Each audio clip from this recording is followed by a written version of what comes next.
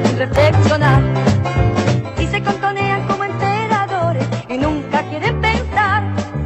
En vez de aprenderse la ley verdadera y andan coqueteando con cualquier quimera. Ponga pues muchísima atención de aprenderse a todos la lección.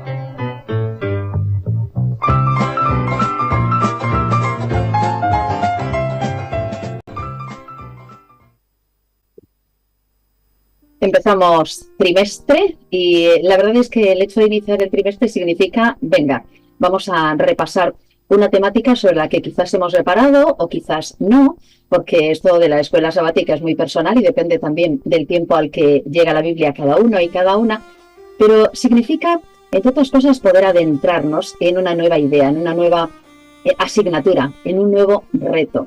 Y en esta ocasión tiene que ver con los temas en el Evangelio, así lo podéis ver, efectivamente. Este es el folleto de este trimestre, más o menos lo visualizáis. Temas en el Evangelio de Juan. La presentación de la lección de este trimestre nos dice de forma muy resumida, así como declaración de intenciones, que la intención precisamente de este trimestre va a ser comprender el mensaje del Evangelio de Juan, que es único entre los 4 evangelios, pues a menudo centra su atención en las entrevistas de Jesús con una o 2 personas, como Natanael, Nicodemo, la mujer junto al pozo, el paralítico de Betesda, el ciego de nacimiento, Lázaro y sus hermanas, Pilato, Pedro o Tomás. Muchos de estos relatos, por cierto, solo aparecen en el Evangelio de Juan. El Evangelio de Juan es la palabra de Dios transmitida a nosotros a través de este apóstol. Y dice también la presentación que, como toda la Biblia, es iniciativa de la voluntad de Dios más que de la humana. Que Juan no fue más que el instrumento voluntario que el Espíritu Santo utilizó para transmitir muchos temas cruciales. La palabra, logos, la luz, el pan, el agua, el Espíritu Santo, la unidad, las señales o milagros, el testimonio y la profecía. Estos temas, termina esta presentación, se refuerzan e iluminan mutuamente a lo largo del Evangelio de Juan. Vamos a seguir hablando de Jesús. Él va a ser una vez más el protagonista de todo esto. Y vamos a saber mucho más de ese Jesús que a algunos especialmente nos gusta. El Jesús de las reuniones del tú a tú. El Jesús que se movió entre los seres humanos con un mensaje maravilloso, con señales que hoy estudiaremos, milagros, con conversaciones inolvidables y también con lecciones que han podido quedar para todos y cada uno de nosotros, desde aquel tiempo y hasta ahora, para la posteridad, lecciones de vida eterna. De todo eso vamos a hablar en este Evangelio de Juan. Vamos a ver lo que nos cuenta la Escuela Sabbatical Light, que también empieza trimestre, y luego empezamos a comentar algunas historias muy bonitas que tienen que ver con los primeros pasos también y las primeras señales que hizo Jesús. Francisco y Juliana iban perdiendo ciencias. El profe Harry no les perdonaba el hecho de ser cristianos. Por no creer en el Big Bang, 0. Por no creer en la evolución, 0. Por contradecir la edad de la Tierra, 0. Por no estar de acuerdo con la manipulación genética, 0. El profesor se sentía capaz de arrebatarles la fe a estos 2 adolescentes, así que los desafió a hacer una apología de su fe. ¿Qué es apología? En el sistema jurídico griego, a la acusación le llamaban categoría, y el acusado se defendía de esa acusación con una apología, que era un discurso o explicación para responder a los cargos. ¿Y quién sería el jurado? Los compañeros de clase. Si convencían a la mayoría de sus compañeros, pasarían la materia. Si no, perderían ciencias. Al llegar a casa, le contaron la situación a sus padres. El profe Harry nos pidió una apología de nuestra fe. ¿Cómo podremos demostrarles que Dios es real? Después de orar, papá abrió su Biblia en Juan 20, 30 al 31, donde el apóstol explica el propósito de su libro. Oigan, hijos, también hizo Jesús muchas otras señales en presencia de sus discípulos que no están escritas en este libro. Pero estas fueron escritas para que ustedes crean que Jesús es el Cristo, el Hijo de Dios, y para que, creyendo, tengan vida por medio de Él. ¿Lo notan? Hay 2 para qué, lo que significa que el libro de Juan tiene un doble propósito. El primero es apologético, para que ustedes crean que Jesús es el Cristo, el Hijo de Dios. Y el segundo es evangelístico, para que creyendo tengan vida por medio de Él. tomaron una habitación de la casa, colgaron un letrero que decía El Proyecto Juan y comenzaron a prepararse para el desafío de sus vidas, la apología de su fe. Escuela Sabática Like presenta la serie El Evangelio de Juan. Lección 1. Señales que indican el camino. En Juan 20:30 al 31 aparece una de las palabras que más predominan a lo largo del libro: señales. ¿Qué son esas señales? Milagros. ¿Y por qué Juan no les llama sencillamente milagros? Porque para Juan eran más que milagros. Eran pruebas o evidencias que demostraban la divinidad de Cristo. Oigan bien. Toda apología está fundamentada en evidencias, así que Juan organizó su evangelio alrededor de 7 señales que probaban la verdadera identidad de Jesús. Esta semana estudiaremos las 3 primeras señales del libro. Por eso la pregunta de esta semana es: ¿cuáles son las primeras señales que hizo Jesús que evidencian su divinidad? En primer lugar, convirtió el agua en vino. En Juan 1 se nos narra el llamado de los primeros 5 discípulos: Juan, Andrés, Pedro, Felipe y Natanael. Cuando Felipe le avisó a Natanael que había hallado al Mesías, dijo algo muy interesante. Natanael, amigo, hemos hallado a aquel de quien escribieron Moisés y los profetas, a Jesús, el hijo de José, de Nazaret. ¿Moisés? ¿Había escrito Moisés acerca de Jesús? Sí. En Deuteronomio 18:15, Moisés escribió: Profeta de en medio de ti, de tus hermanos como yo, te levantará Jehová tu Dios, y a él oiréis. ¿De quién estaba hablando? Del Mesías, y los discípulos lo sabían. Pocos días después de haber llamado a sus primeros discípulos, Jesús salió desde Betábara al otro lado del Jordán, donde Juan el Bautista estaba bautizando, y viajó unos 105 kilómetros hasta Caná de Galilea, donde se celebraba una boda a la que Jesús y sus discípulos fueron invitados. Allí estaba María, la madre de Jesús, y faltando el vino, María les dijo a los que servían: hagan lo que Él les ordene. Jesús les dijo que llenaran 6 tinajas de agua. Luego les dijo que sacaran un poco y lo llevaran al encargado del banquete. Y cuando éste probó el agua, ya no era agua. Jesús la había convertido en el mejor vino. ¿Recuerdan que uno de los milagros que hizo Dios a través de Moisés en Egipto tuvo que ver con la transformación del agua? Sí, convirtió las aguas del río Nilo en sangre. Y ahora Jesús está convirtiendo el agua en vino. ¿Lo notan? La mente de los discípulos hizo clic. El milagro de Jesús les recordó el milagro de Moisés, quien se refirió al Mesías como un profeta como él, y notaron que las tinajas del milagro se usaban para la purificación en los rituales judíos, lo que vincula aún más el milagro con los temas bíblicos de la salvación. La evidencia era sustancial. Juan llama a este milagro la primera de sus señales, y esta evidencia apologética cumplió su propósito evangelístico. Así reveló Jesús su gloria, y sus discípulos creyeron en él. En segundo lugar, sanó al hijo de un oficial. La segunda de las señales o evidencias que registra Juan en su evangelio aparece en el capítulo 4. Aproximadamente un año después de convertir el agua en vino, Jesús regresa al mismo lugar, Caná de Galilea, y un funcionario real, cuyo hijo estaba enfermo en Capernaum, le suplicó que fuera a sanar a su hijo que estaba a punto de morir. La respuesta inicial de Jesús parece dura. Ustedes nunca van a creer si no ven señales y prodigios. ¿Por qué Jesús le habló así? Sencillo. Jesús leyó su corazón y vio que él había resuelto que si Jesús sanaba a su hijo, creería en él, y si no lo hacía, no creería. Pero ahora descubre algo inesperado. Jesús puede leer corazones. Una pregunta: ¿los milagros probaban por sí solos que Jesús era el Mesías? No, los magos de Egipto también hicieron cosas sobrenaturales. Y Apocalipsis dice que el diablo también hace señales milagrosas. Correcto, pero el único que puede leer los corazones es Dios. ¿Lo notan? Antes de hacer el milagro, ya Jesús estaba dando señales de ser el Hijo de Dios. Por eso en todo el libro de Juan no aparece la palabra milagro, mientras que señal o señales aparece 18 veces. ¿Por qué? Porque para Juan la evidencia no estaba solo en el milagro, sino en las señales alrededor del milagro.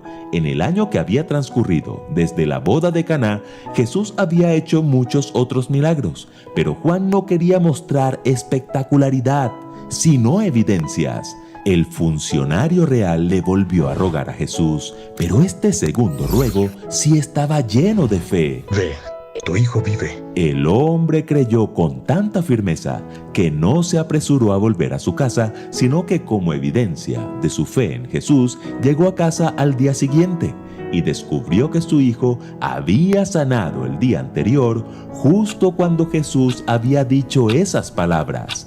Esta segunda señal, como la califica Juan, también cumplió su propósito, porque dice del funcionario que creyó en él con toda su casa. Y en tercer lugar, el milagro de Betesda. La tercera señal que relata Juan tuvo lugar en el estanque de Betesda en Jerusalén. Se creía que un ángel agitaba el agua y que el primer enfermo que se lanzara quedaba curado. Era como una competencia de velocidad. Imaginen la cantidad de personas que había allí. Y entre ellos un paralítico que tenía 38 años enfermo. Jesús lo vio y se acercó. ¿Quieres ser sano? El hombre desahogó toda su frustración con Jesús. No tenía quien lo metiera y siempre bajaba a alguien primero que él. Entonces escuchó las palabras de su vida. Levántate, toma tu lecho y anda. Al instante el hombre fue sanado, tomó su lecho y anduvo. Más tarde, Jesús le halló en el templo y le dijo que no pecara más para que no le viniera una cosa peor. ¿Lo notan? Otra vez Jesús viendo lo que más nadie podía ver. La enfermedad de este hombre era por causa de sus pecados, y el hecho de que Jesús lo supiera era otra señal de su divinidad. Pero por más claras que sean las evidencias, siempre hay gente que decide no creer. Jesús había sanado a este hombre en sábado y además le había mandado a cargar su lecho siendo día de reposo. Los líderes judíos lanzaron su acusación y Jesús respondió con una apología magistral. Les explicó que su autoridad viene del Padre y que con esa autoridad puede hasta resucitar muertos. Citó a 4 testigos que confirmaban su divinidad: Juan el Bautista, los milagros que él hacía, el Padre y las Escrituras. Y les mostró que al no creer en él, los escritos de Moisés los acusaban a ellos, una apología incuestionable. ¿Pero creyeron? No, ahora le perseguían y procuraban matarle. Los niños ya tenían sus 3 primeras evidencias, pero entendieron que por más claras que fueran sus pruebas y por más notoria que fuera su apología, siempre habría gente que cerraría sus ojos para no ver ni creer. ¿Qué pasaría? ¿Perderían ciencias definitivamente? ¿O lograrían convencer a la mayoría de sus compañeros? Entonces papá les recordó que el propósito no era solo apologético, sino evangelístico, y que por uno solo de sus compañeros que creyera y hallara vida en Cristo, la apología habría valido la pena. ¿Y tú? ¿Ya entendiste el doble propósito del Evangelio de Juan? Nunca olvides que estas cosas fueron escritas para que ustedes crean que Jesús es el Cristo, el Hijo de Dios, y para que creyendo tengan vida por medio de Él.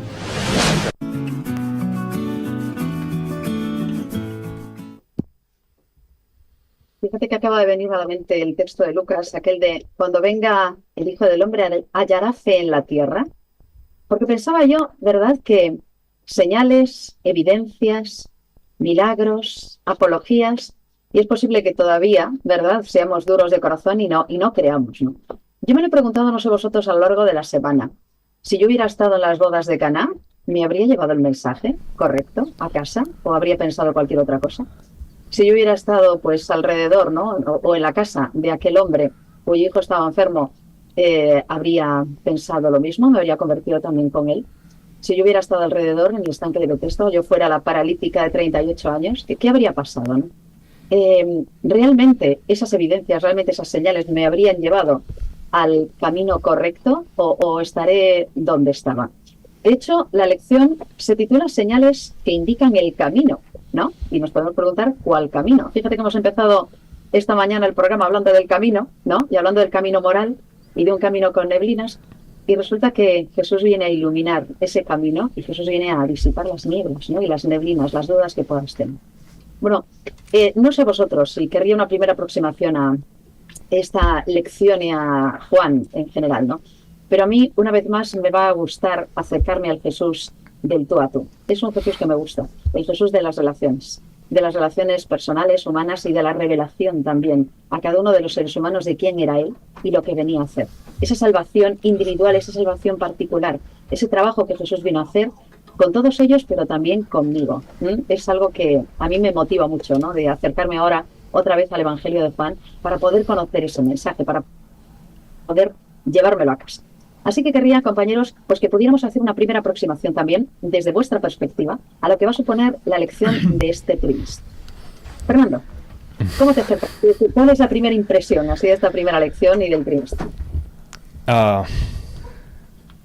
Bueno, son muchas cosas. Se me vino a la mente un texto de Deuteronomio, capítulo 13, donde Moisés, que se mencionaba también en la lección, Dios a través de Moisés le dice a su pueblo: cuando se levantare en medio de ti profeta, capítulo 13 de Deuteronomio, o soñador de sueños, y te anunciare señal o prodigios, y si se cumpliere la señal o prodigio que él te anunció, diciendo: vamos en pos de dioses ajenos que no conociste y sirvámosles, no darás oído a las palabras de tal profeta ni tal soñador de sueños, porque Jehová vuestro Dios os está probando, para saber si amáis a Jehová vuestro Dios con todo vuestro corazón y con toda vuestra alma. En pos de Jehová vuestro Dios andaréis, a él temeréis, guardaréis sus mandamientos, escucharéis su voz, y a él serviréis y a él seguiréis. Tal profeta o soñador de sueños ha de ser muerto por cuanto aconsejó rebelión contra Jehová vuestro Dios. O sea, Jesús era el verdadero profeta, el profeta de los profetas, y hacía señales. Pero como que Jesús estaba tratando de hacerles entender que su fe no debía descansar meramente en las señales o en los prodigios o en los milagros que ellos veían con sus ojos, con sus sentidos, porque esto era algo más profundo. O sea, su fe tenía que estar arraigada en la palabra de Dios, ¿no? Porque sabemos, como se mencionó también en la lección en la escuela sabática laic, que el enemigo también hace señales o milagros. De hecho, yo en mi vida, a ver, si me pongo a pensar en los milagros, el milagro más importante que he experimentado, creo yo, es la conversión. Y eso es algo interno. O sea, no se puede ver quizá con estos ojos, ¿no? O el hecho de que uno se pueda arrepentir. No es algo que las personas puedan ver, como quizá un mago hace cosas, digamos, milagrosas que no se pueden explicar con la ciencia. Entonces me parece a mí que los milagros que hacía Jesús internamente en la vida de las personas, al sanar su vida, al curar, digamos, sus enfermedades, al perdonar sus pecados, eran mucho más importantes que esos milagros que quizá ellos esperaban que Jesús hiciera, como si fuera un mago, ¿no? Como si fuera un, no sé, David Copperfield, digamos. Entonces Jesús me parece que estaba llevando la atención de las personas a algo más profundo, algo más trascendente, que tenía que ver con la vida eterna, tenía que ver con las Escrituras y que tenía que ver con la fe en Él, ¿no? Entonces no era algo meramente, digamos, fantástico o que fuera espectacular, digamos. Entonces creo que en ese sentido Jesús nos dio a todos una lección, y es que fuéramos más a lo profundo, digamos, ¿no? Uh-huh. Qué buena idea. Ya para comenzar, ¿hay algún texto de Elena White esta semana que, bueno, relacionado en Deseo de todas las gentes con el tema de esta semana, que hablaba de que los milagros de Jesús, entre otras cosas, eran un reproche para aquellos, ¿verdad?, pues fariseos y aquellos teólogos de la época, porque resulta que iban en un camino completamente distinto al que ellos pensaban. Les era un reproche, es decir, no era sencillamente una señal cualquiera, un milagro cualquiera. Les ponían evidencia de lo que creían y de lo que hacían mal. Era una de las cosas que más les molestaba. Y fue algo que me llamó mucho la atención. No todas las señales, no todos los milagros, depende de quién los haga, tienen el mismo objetivo. Y los milagros de Jesús tenían evidentemente un efecto completamente diferente y un objetivo diferente. Y eso es algo interesante que ya marca la diferencia, ¿no? Y la pauta de lo que vamos a, sin duda, visualizar también con las señales de esta semana. David, ¿por dónde entrarías? Pues yo te diría que incrédulos había entonces, incrédulos hay ahora, incrédulos nos vamos a encontrar más adelante. Comparto con Fernando en que esos milagros pues eran como un boom, ¿vale? Un punto que en una persona puede ocasionarte un llamado. Pero yo no creo que un milagro vaya a ser el detonante y la continuidad y la resolución en un cambio en tu vida, porque sí. Yo creo que eran el detonante que la persona que en aquel momento, o personas que en aquel momento se encontraban con Jesús, y era el detonante justo que necesitaban para que ocasionara curiosidad y un cambio de una nueva búsqueda en su vida, de un nuevo comenzar. Por eso te digo que, bueno, entiendo que hoy en día nosotros mismos, si nos paráramos a pensarlo de esa manera, no hacemos nada de forma espectacular. Ninguno de nosotros somos un David Copperfield, pero sí que si lo mirásemos detenidamente y con lupa, yo creo que sí que en momentos determinados nuestra forma de vivir, nuestro actuar, en nuestra relación con algunas personas, en algún momento han llegado a tener el mismo efecto en esa persona que un milagro de los que estamos hablando. Así que yo creo que nosotros en nuestras manos tenemos también esa capacidad de obrar milagros en nombre de Dios. No de forma espectacular, pero en definitiva sí en lo que es la resolución que busca cada milagro. Yo creo así. Bueno, la Biblia dice que eso es cierto, que eso puede ocurrir, ¿no? Otra cosa, claro, efectivamente, es a lo mejor el alcance, el impacto que pueda tener todo esto. De hecho, ha habido milagros espectaculares que tampoco ocasionaron creyentes, ¿no? Y a lo mejor, efectivamente, el simple momento en el que tú has sido un instrumento en manos de Dios puede significar el antes y el después para una persona. Sin duda, sin duda. Sí. ¿Cuántas sorpresas nos vamos a llevar en ese sentido? Y qué bonito va a ser, ¿no? Saber efectivamente cómo hemos podido ser, pues en este caso, un instrumento también en las manos de Dios. Ojalá no perdamos de vista, David, esta idea, porque es muy bonita, que podamos ser también parte del cambio, ¿no? Y agentes de cambio, si lo podemos decir así. Podemos confiar en ello. Sin duda lo somos, sin duda podemos serlo, y sabemos que otras personas lo han sido para nosotros también. Y es una idea muy bonita. Sí. Jesús hizo eso, y ahora vamos a estudiar cómo en varios casos muy chulos que tendremos tiempo de comentar así rápidamente. Richard, ¿y cuál es tu inicio del trimestre? Pues a mí lo que me ha impactado para este trimestre y en esta lección en particular tiene que ver mucho con el inicio del versículo de memoria que nos ponen Juan 20, 30 al 31. Porque me he encontrado con que vamos a estudiar un evangelio personal, algo que es íntimo. Juan nos está escribiendo una carta íntima. Él dice, también hizo Jesús otras muchas señales en presencia de sus discípulos que no están escritos en este libro, pero estas fueron escritas para que ustedes crean que Jesús es el Cristo, el Hijo de Dios, y para que creyendo tengan vida en medio de él. Y a mí esto hizo un boom en mi cabeza, porque Juan lo que viene a decir es, mira, yo que he estado desde el principio junto a Jesús, desde que fue bautizado allí en el Jordán, podría contaros muchas cosas, pero os voy a contar únicamente aquellas que han impactado mi vida, aquellas que me han transformado, aquellas que me han hecho creer que Él era el Hijo de Dios y que me han dado vida eterna. Entonces, de pronto se me abrió la mente. El Evangelio de Juan es una selección de aquello que marcó su vida. Y en cada milagro, aparte de ver el milagro, intento ver a Juan detrás de cada hecho, porque eso le marcó a él. Él entendió que ahí estaba viendo al Hijo de Dios. Lo vamos a ver en el primer milagro, pero lo vamos a tener que ver en todos, porque eso a él le marca y le cambia. ¿Os acordáis? Estudiamos el trimestre pasado los evangelios y cuando hablábamos de Marcos hubo un momento que se deslizó a Lucas, nos lleva a Lucas 9:54, cuando los discípulos, ¿verdad?, son rechazados en Samaria y dicen, ¿quieres que caiga fuego del cielo y les consuma a todos estos? Era ese Juan, ese que ahora va a escribir esa carta íntima para decir, yo he sido transformado, yo he cambiado. El amor de Jesús me ha movido, y me ha movido porque pude contemplar estos milagros y pude encontrar a Jesús. Así que me ha parecido una visión realmente nueva. No solamente os voy a escribir algo que ocurrió, sino con el matiz de esto es lo que cambió mi vida. Os podía haber contado otras muchas cosas, pero las otras nos van a llevar a que Jesús es el Hijo de Dios y que puede cambiar vuestra vida. Entonces me ha parecido precioso encontrar así el Evangelio y bueno, me parece que es digno de buscar en Juan esa misma joya que él encontró, ese mismo hilo de vida para empezar a dar nosotros puntadas por él. Pues es lo que os voy a pedir que podamos hacer repasando estas primeras señales.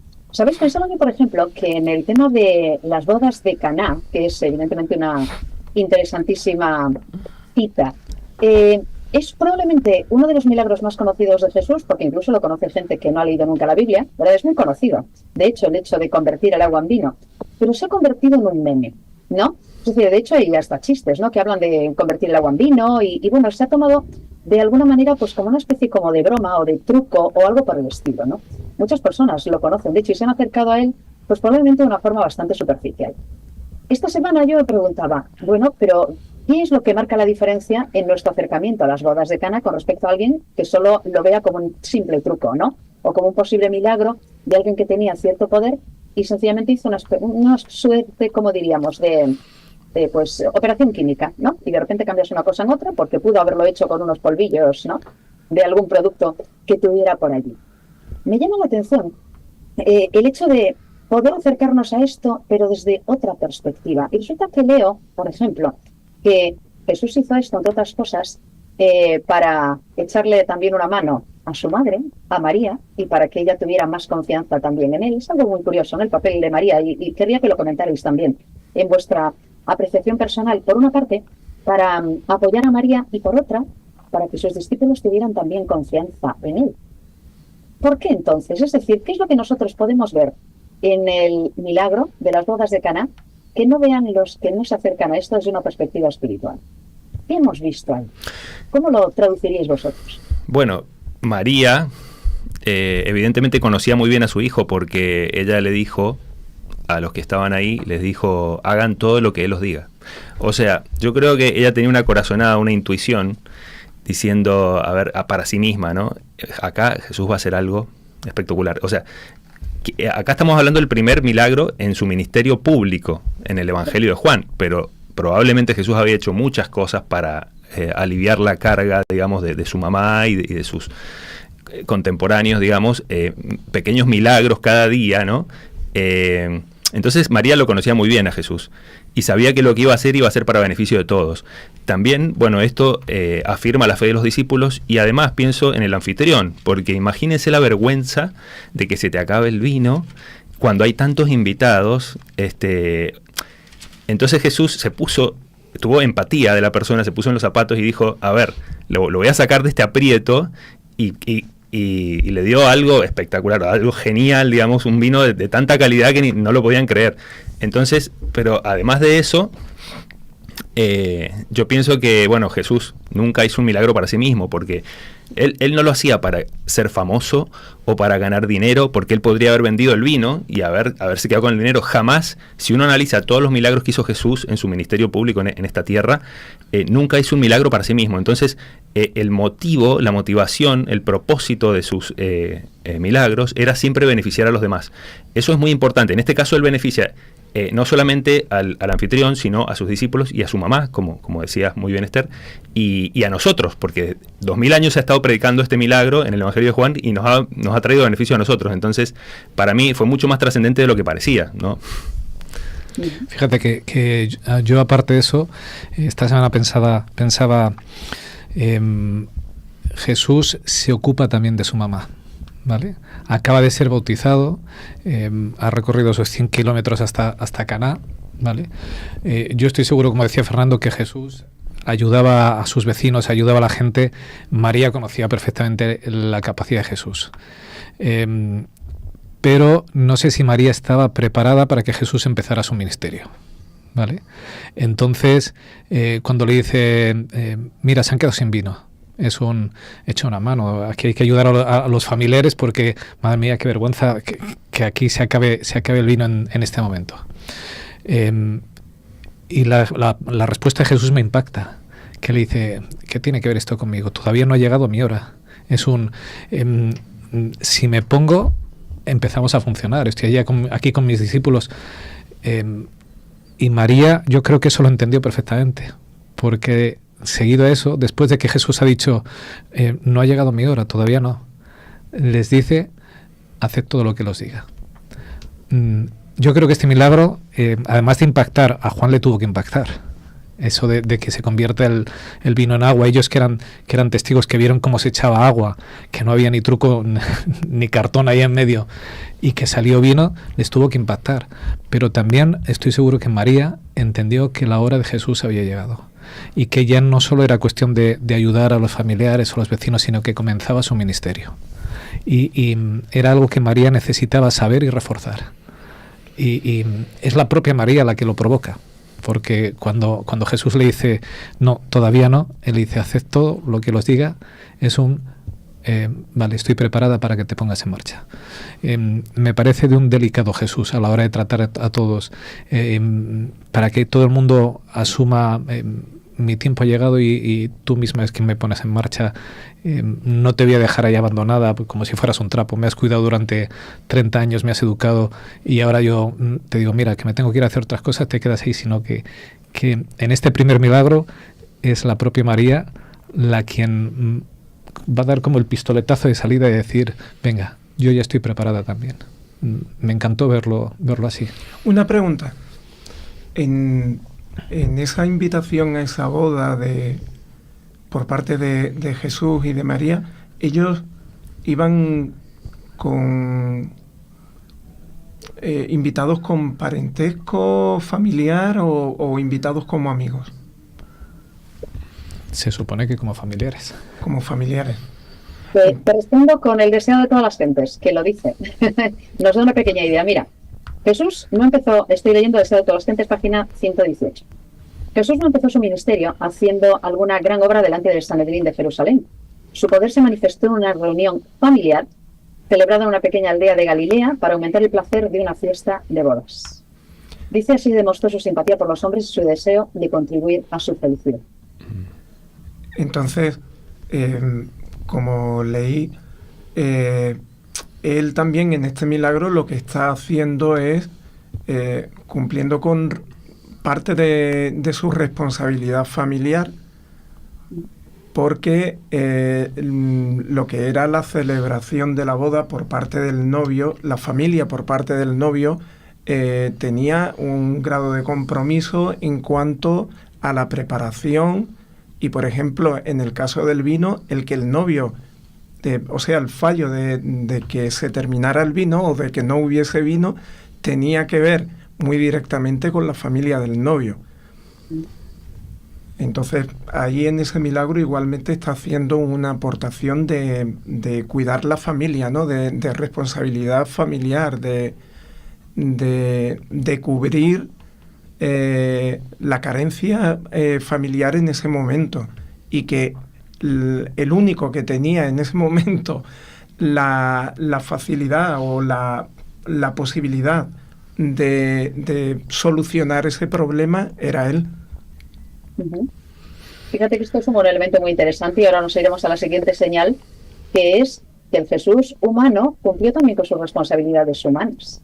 Lo acabamos de comentar, fue un hijo responsable que trabajó en el taller de su padre terrenal, y fue efectivamente un familiar responsable también. Él cumplió con esa función humana de formar parte de una familia, igual que fue amigo de sus amigos también, ¿cierto? Y además tenemos muchos detalles, lo leeremos también en Juan, con respecto a su amistad y a la manera en la que se movió también como amigo de sus amigos. Y tenemos algunos encuentros muy chulos que también estudiaremos en Juan, que tienen que ver con esto. Esa dimensión humana de Jesús sigue resultando tan interesante y tan ejemplar para nosotros.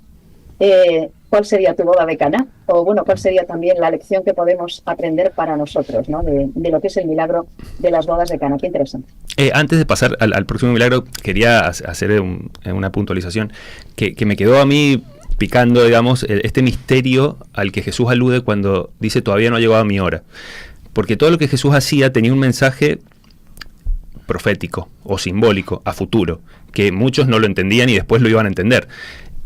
Recuerdo cuando en Lucas 2 dice que Simón, cuando María iba a presentar al niño, le dijo a María: he aquí, este está puesto para caída y levantamiento de muchos en Israel, y para señal que será contradicha, y una espada traspasará tu misma alma. Y literalmente, cuando Jesús murió, el dolor que tiene que haber, desgarrador que tiene que haber tenido la mamá de Jesús, y entonces María guardaba todas estas cosas en su corazón. Y Jesús acá alude, de alguna manera, a que todavía no ha llegado su hora. ¿Cuál era su hora? ¿A qué se estaba refiriendo Jesús? De hecho, simbólicamente el vino también tiene una connotación de la sangre de Jesús. Y las tinajas tienen una connotación de las personas. Porque él en algún momento habló de una parábola y dijo: no se pone vino nuevo en odres viejos, sino en odres nuevos. Entonces, acá hay todo una dimensión simbólica que por ahí no alcanzamos a vislumbrar completamente. Pero Jesús iba a derramar su sangre por todos nosotros. O sea, el mayor de todos los beneficios que nos iba a dar Jesús con su vida y su ministerio iba a ser que iba a salvar nuestra alma de la muerte eterna, ¿no? Así que acá hay mucha profundidad que por ahí uno lo pasa por arriba, pero bueno, es para reflexionar. Y solo un detallito. Para mí es muy importante que Juan diga que lo convirtió en vino. ¿Vale? Vino o mosto, porque es la misma palabra en griego, el oinos. Yo particularmente creo que fue mosto, porque Jesús no va a crear nada que sea perjudicial para las personas, lo tengo claro, pero bueno, no voy a entrar en ese tema.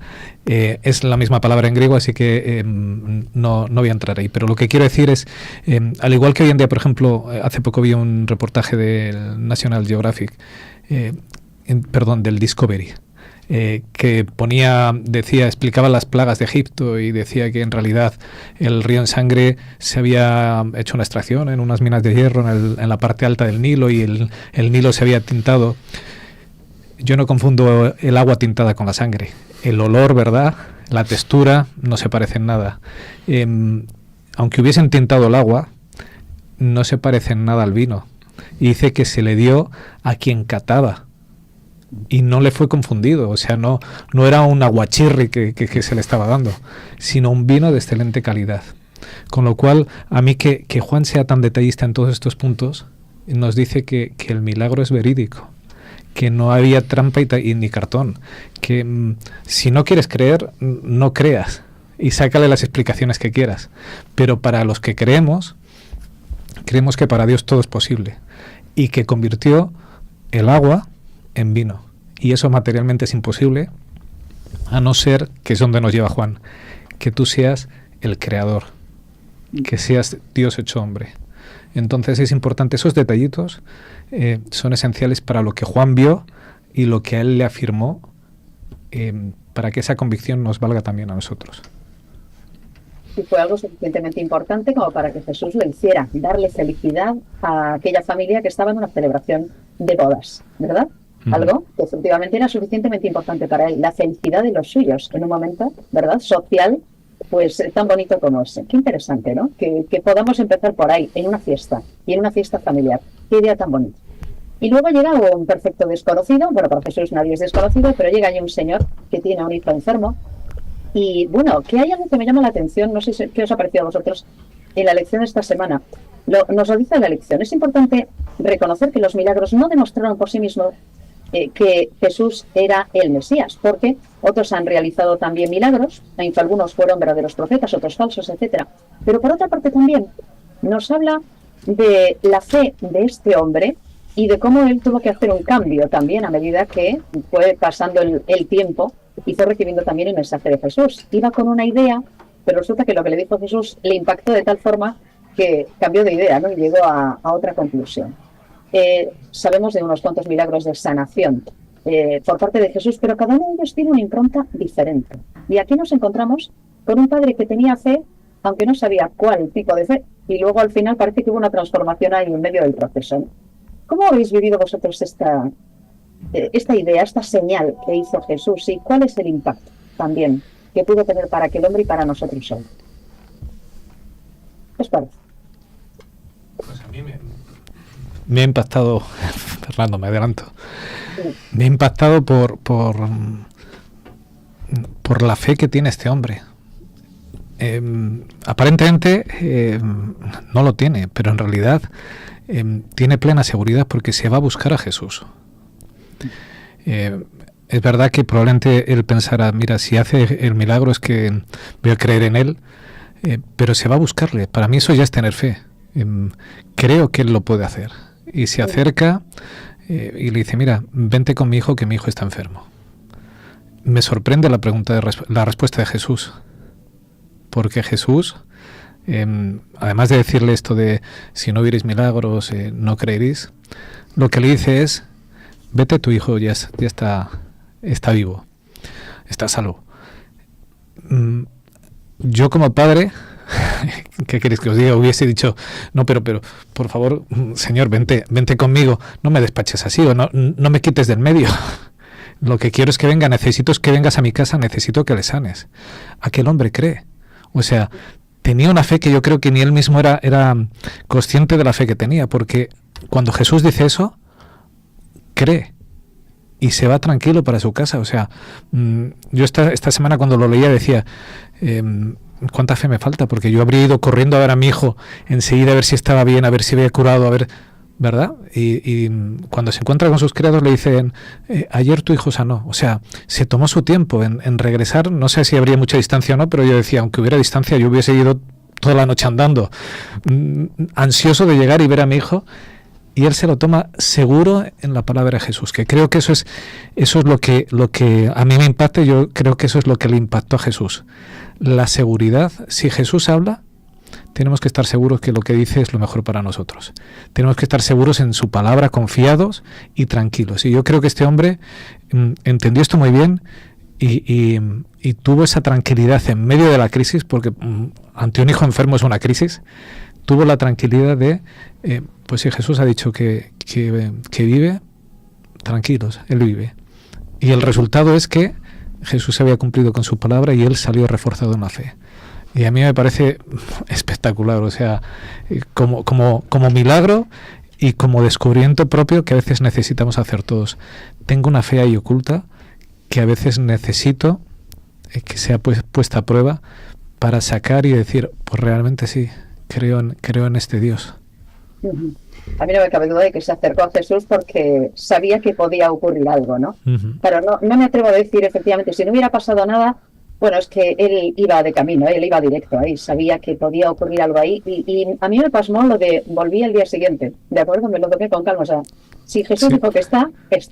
Pero evidentemente sabía que iba a ocurrir algo y tenía suficiente fe como para incluso haber aceptado, yo creo, que cualquier otra cosa que hubiera ocurrido. Es una imagen fascinante. Fernando, ¿cuál fue tu impacto sobre esta historia? Un par de detalles interesantes. Dice, había en Capernaum un oficial del rey, cuyo hijo estaba enfermo, oficial del rey. O sea, esta persona era una persona influyente, tenía de alguna manera acceso al rey, que era probablemente una de las personas más importantes del lugar. Y el rey me imagino que tiene que haber tenido sus médicos, corte de funcionarios y personas que estaban ahí para la sanidad también de ellos. Pero él no fue a buscar a los médicos, aparentemente, o quizá ya los había ido a buscar. En esto no nos especifica. Pero este oficial del rey se fijó en un maestro, en un rabino itinerante que andaba por ahí y que por ahí la gente hablaba de él. Entonces ahí como que su fe comienza a crecer, ¿no? Pero en la respuesta de Jesús hay como una reprensión implícita, por supuesto teñida de amor, porque Jesús todo lo que decía lo decía con mucho amor. Cuando él va y confronta a Jesús, Jesús le dice, si no vierais señales y prodigios no creeréis. O sea, le estaba como de alguna manera exhortando a que creyera y que ese milagro iba a depender también de la propia fe que él pudiera ejercer, ¿no? Porque como dice Hebreos 11:6, sin fe es imposible agradar a Dios. Entonces, cuando las personas venían a demandarle algo a Jesús, él muchas veces les preguntaba, ¿pero tú crees que lo puedo hacer? ¿Realmente tienes fe en esto? Algunos le decían, bueno, creo, pero ayuda a mi incredulidad. O sea, no podían esconderle nada a Jesús porque él los leía como un libro abierto, ¿no? Entonces Jesús les lee el corazón. ¿Eso ya es tener fe? Ya tenían fe, por supuesto, tenían un granito de fe. Claro, aunque sea imperfecta, es lo que nos pide Dios. Lo que tengas, ponlo de confianza en mí, aunque sea imperfecto. Y entonces vemos la actitud de Jesús, porque Jesús le dijo directamente, ve, tu hijo vive, y el hombre creyó la palabra de Jesús, que Jesús le dijo, y se fue. Luego sucede el milagro, y al final dice que le dijeron que el hijo vivía y creyó él con toda su casa. Entonces vemos acá cuál es el objetivo final de Jesús, como hablábamos el otro sábado también, es salvar a toda la familia. La eficiencia y la eficacia que tuvo Jesús en su ministerio acá se ve tremenda, digamos. Obviamente que él nunca forzaba el libre albedrío de las personas, porque él no obligaba a nadie a creer, pero en este caso, a través de ese granito de mostaza que era esa fe que tenía esta persona, se pudo salvar toda su casa. No sabemos si eran 4, 5, 6, 10 personas. Entonces Jesús colocó la semilla, dio fruto y muchas personas fueron salvas. Entonces Jesús, cada vez que hacía algo, tenía una repercusión a través del tiempo tremenda, ¿no? Me gustó eso. Y sabes, al hilo de lo que acabas de decir, es algo fascinante que iremos encontrando también en Juan, ¿no? Al hilo de lo de la libertad. Esas preguntas que hacía Jesús, ¿quieres ser salvo? ¿Qué quieres que te haga? ¿Quieres curarte? Son preguntas que nos resultan como absurdas, ¿no? Y dices tú, ¿cómo? Pero si yo vengo aquí para que me cures. No, pero no va a ser en contra de tu voluntad. Porque claro, si me pides que te cure, que sepas que van a ocurrir cosas, ¿no? Y ahí está la idea. Y quería preguntaros en esa línea, y nos da tiempo todavía rápidamente irnos al estanque de Betesda, que es otro lugar maravilloso. Pero la lección nos hace una pregunta que es importante, y estamos en una época en la que efectivamente también hay magos, curanderos, chamanes, etcétera, haciendo milagros, ¿no? Hay diferencias entre los milagros, comillas, o las señales que pueden hacer otros y los milagros y señales que hacía Jesús, ¿no? Los objetivos de los milagros de Jesús son completamente diferentes. Hablan de transformación de vida, hablan de salvación, hablan de no quedarse con esto, sino seguir e ir más allá, ¿no? No es sencillamente curarte de tu enfermedad, es curarte para la eternidad, es salvarte. Es que, de hecho, cambies de vida, ¿no? O sea, ¿cómo podemos, de alguna forma, también hacer un apunte con respecto a cuidado? No todas las señales que puedas ver vienen de Dios. ¿Podemos realmente identificar las diferencias? Con Juan abierto, con Juan en la mano. ¿Qué os parece? Bueno, en primer lugar, ya lo estás diciendo, o sea, las señales que vienen de Jesús no solo te sanan, sino que te curan tu interior, el problema mayor que tenemos. O sea, todos los milagros de Juan van orientados en ese punto que Fernando le estaba señalando, el creer. Soy sanado y creo. Al final me convierto en un cristiano, en un seguidor de Jesús, porque he visto más que la simple curación, ¿verdad? Hay otros evangelios donde sí que se va a hablar de, ¿os acordáis de aquellos 10 leprosos que marcharon y 9 no hicieron ni caso de volver? Pero Juan se focaliza en los milagros que curan, no solo lo externo, no solo el físico, sino que transforman a las personas, ¿vale? Que eso es lo más importante. Milagros puede haber por todas partes. No se nos olvide que quien pone el pie sobre nuestras cabezas es Satanás. Quien manda la enfermedad es Satanás, y en cualquier momento puede levantar el pie y aparentar un milagro. Pero Satanás no nos llevará a transformar la vida de acuerdo a los principios de Jesús. Satanás nos desviará. Entonces, la diferencia es esta básica. Entre los milagros de Jesús es que la gente era convertida a Cristo, a Dios, y el enemigo puede hacer grandes señales y milagros, ¿verdad? Pero no son para convertir a las personas en seguidores de Dios. Exacto. ¿Cómo sabía una persona de corazón sincero en el tiempo en que Jesús caminó entre nosotros que Jesús era un verdadero profeta, que era el Hijo de Dios? Si uno conoce las Escrituras, los profetas, ¿qué dicen? Por ejemplo, Isaías dice a la ley y al testimonio. Si no dicen conforme a esto, entonces no les ha amanecido. Entonces, la manera que ellos tenían de corroborar o comprobar la veracidad de lo que decía Jesús era si él se ajustaba a lo que estaba revelado. ¿Y qué era lo que estaba revelado en el tiempo de Jesús? El Antiguo Testamento, ¿no? La Torá, los Salmos, los libros sapienciales y los profetas. Si ellos conocían todo esto, en mayor o menor medida, podían corroborar que todo lo que Jesús decía era cierto, porque el mismo Jesús decía, conforme está escrito, y él cumplía esa misma profecía. Entonces Jesús no contradijo a los profetas anteriores. O sea, el mayor de los profetas, que es el origen de la revelación, porque el mismo Jesús les revela a los profetas lo que ellos tienen que decir, se hace carne, Dios se encarna en una persona, vela su gloria para no destruirnos con su fuego consumidor, ¿no? Se hace uno de nosotros y nos habla. El verbo, el inventor del lenguaje, el inventor del que nos dio la lengua, el que nos dio la mente, el espíritu, el que nos creó, nos está hablando y está haciendo obras maravillosas entre nosotros.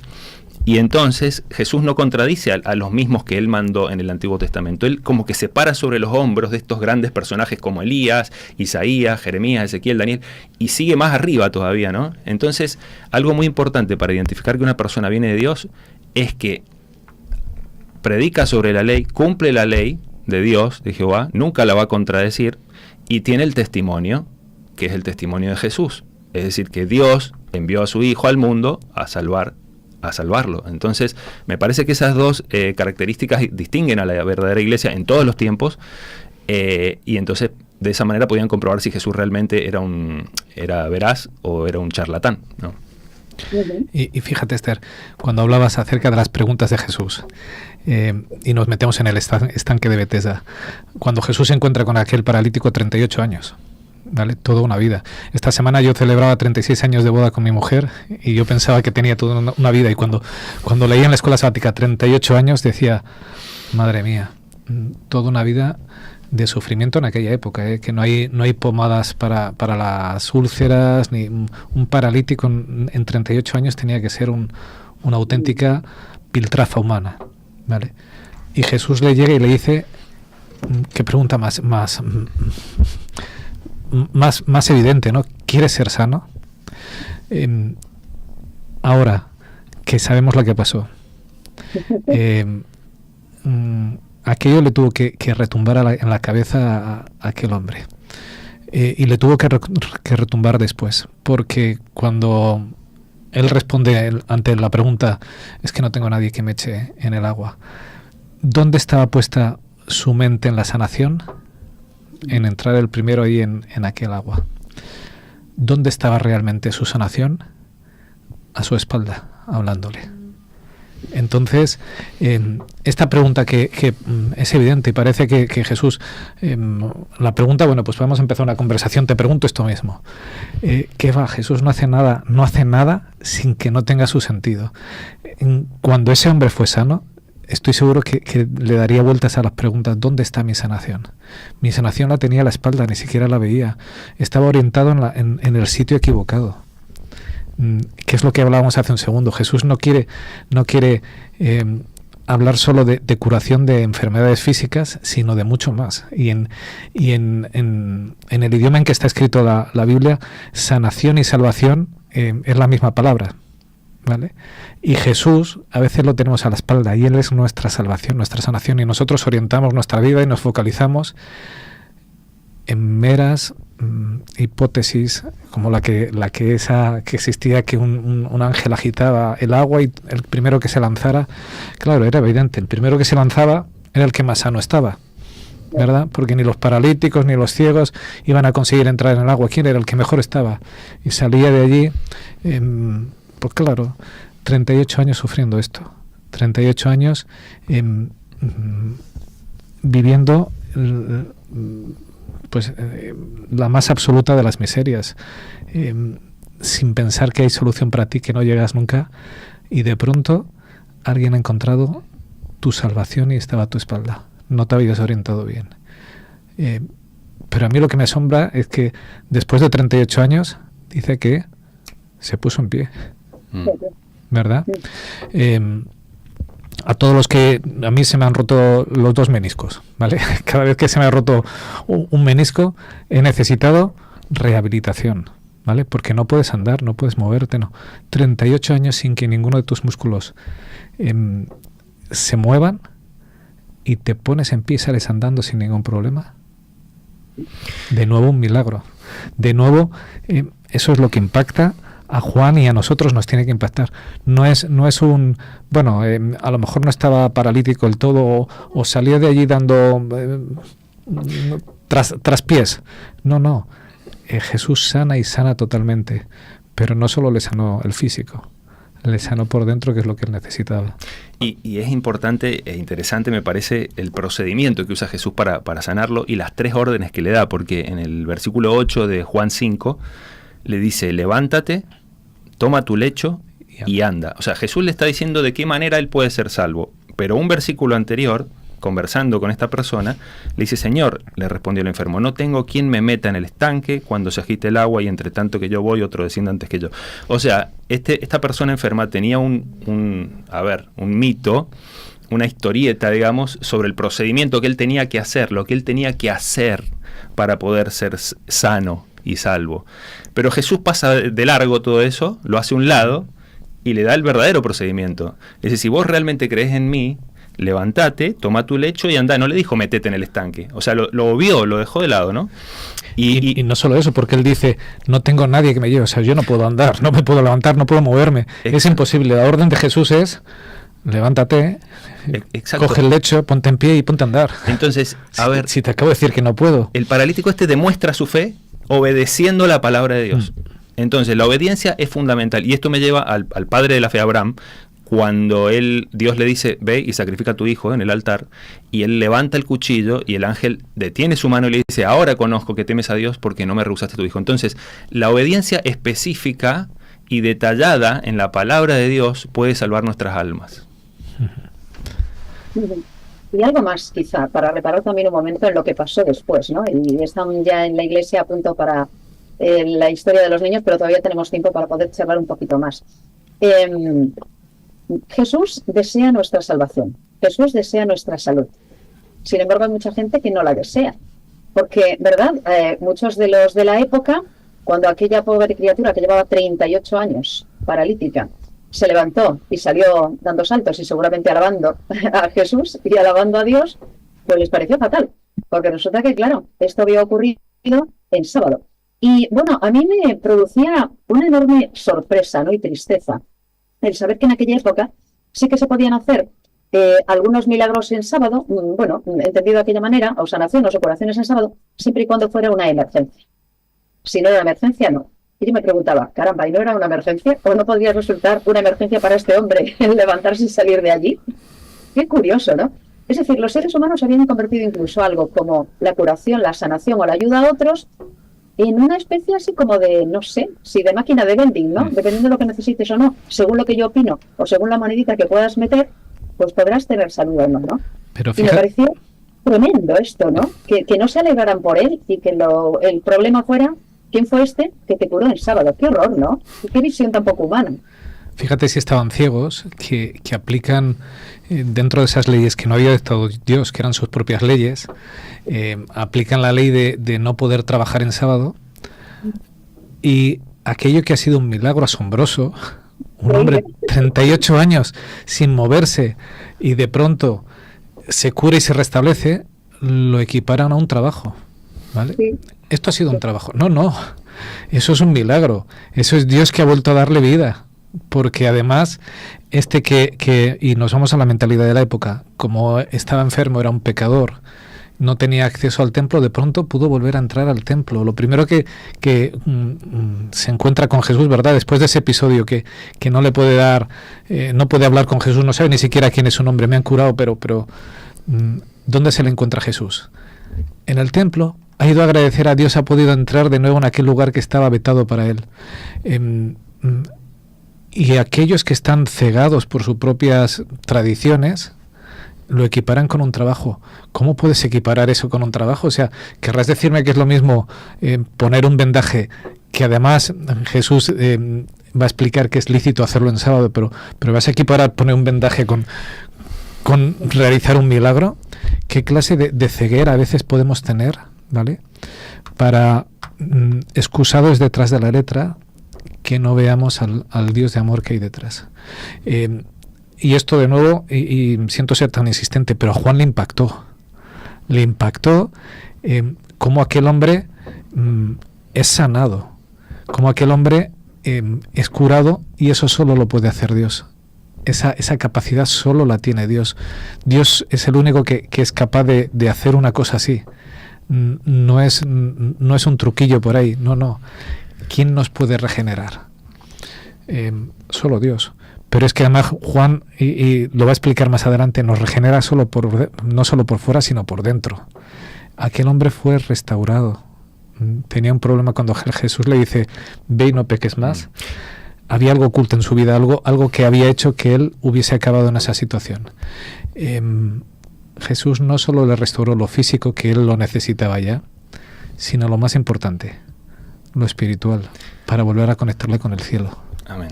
Y Jesús sabía muy bien lo que hacía, ¿no? Jesús sabía perfectamente lo que hacía. ¿Por qué él le da la orden de llevar el lecho? Porque después de estar 38 años, podría haber tirado eso ahí y haber seguido... O sea, ¿qué importancia tenía? Jesús sabía que cuando este hombre llevaba su lecho, lo iban a encontrar los fariseos, los escribas, y lo iban a increpar por eso, porque por eso lo detienen, por llevar algo en día de reposo. Y ahí le preguntan. Y entonces el hombre le dijo, el que me sanó me dijo que trajera mi lecho. ¿Y quién es el que te sanó? Y ahí lo van a buscar a Jesús, ¿no? Pero veamos la ceguera que tenían estas personas y la envidia que tenían y el odio que tenían, que dice, y por esta causa los judíos perseguían a Jesús y procuraban matarle, porque hacía estas cosas en el día de reposo. Ya procuraban matarle. Y Jesús les respondió, mi padre hasta ahora trabaja y yo trabajo. Por esto los judíos aún más procuraban matarle, porque no solo quebrantaba el día de reposo, sino que también decía que Dios era su propio Padre, haciéndose igual a Dios. ¿Hasta qué punto puede llegar un ser humano a estar en oscuridad y en tinieblas y a carecer del Espíritu de Dios? O sea, el fanatismo que tenían estas personas, que creían que servían a Dios y estaban a punto de matar al propio Hijo de Dios, que era el único medio de salvación, y condenarse a sí mismos, ¿no? Y no ver que lo que Jesús hacía era para el beneficio de todos. Entonces ellos mismos con sus intenciones estaban violando la ley de Jehová, ¿no? Y Jesús decía, ustedes guarden la ley así como yo lo hago. El sábado es lícito hacer bien, es lícito hacer obras de bien en los días de reposo. O sea, entonces la ley estaba vigente y siempre va a estar vigente la ley de Dios, pero no a la manera en que la interpretaban los líderes religiosos del pueblo en ese momento, ¿no? Sino a la forma en que Jesús la llevó a cabo a través de sus obras. Escuchaba... Esto fue una cosa que más me impactó esta. Mi padre hasta ahora trabaja, si yo trabajo. Esto tan interesante, ¿no? Y qué forma de resituar, ¿verdad? Quién era él y lo que estaba haciendo un sábado. Claro. Y que Juan lo coge y dice, tiene claro, está hablando de que él es Dios. Claro. Y lo sitúa. Y es verdad, Dios en todo momento trabaja para nuestro bien. Nos da vida, nos proporciona alimentos. Dios, en ese sentido, en el sentido de hacer el bien, no descansa el sábado. No dice, mira, llega el viernes por la noche, tengo que dejar de trabajar, así que vais a morir y ya os resucito el domingo porque es que el sábado no trabajo. No, Dios hace el bien en todo momento. Si Dios hace el bien en todo momento, yo que me considero cristiano, ¿qué es lo que debo de hacer? Hay un día en el cual, no, es que mira, si te encuentro herido por la calle, si tienes un accidente, no, es que lo siento, pero yo soy adventista, yo el sábado no curo a las personas, las dejo que se desangren. Lo digo así chistoso, pero es lo que ocurría en aquella época. Si se caía, imaginaros, un niño que se cayera al agua, ¿vale? Si era un animal se le ayudaba a salir, pero si era una persona, no podías ayudarle. Qué corazón tan duro para dejarle ahogarse, ahí se quedaba. Qué falta de Dios en la vida. Jesús viene a resituarnos y además nos resitúa diciendo, esto es lo que hace Dios el Padre, ¿tú qué estás haciendo? Hay algo que esta semana en algunos de los comentarios escuchaba, Jesús fue un provocador, porque entró ahí al estanque de Betesda. Yo no sé si era provocador o Jesús no podía soportar el dolor. ¿Vale? Yo creo que en ese Dios de amor que yo entiendo, Jesús pasó cerca del estanque de Betesda y viendo la situación, para él era imposible estar ahí al lado teniendo la capacidad de hacer el bien y pasar de largo porque hubiese 4 gerifantes que se hubiesen a espantar. Entonces, no pensemos en las personas. A la hora que tengamos que actuar, hagamos como lo hacía Jesús. Mi misión es hacer el bien en todo momento. Da igual si las personas lo entienden o no. Mi misión es hacer el bien. Amén. Pues eso, vamos a seguir hablando en el Evangelio de Juan. Nos tenemos que ir ya. Está el pastor Manuel Murcia dispuesto para empezar la predicación y volvemos a reunirnos dentro de unos minutos en la zona mixta.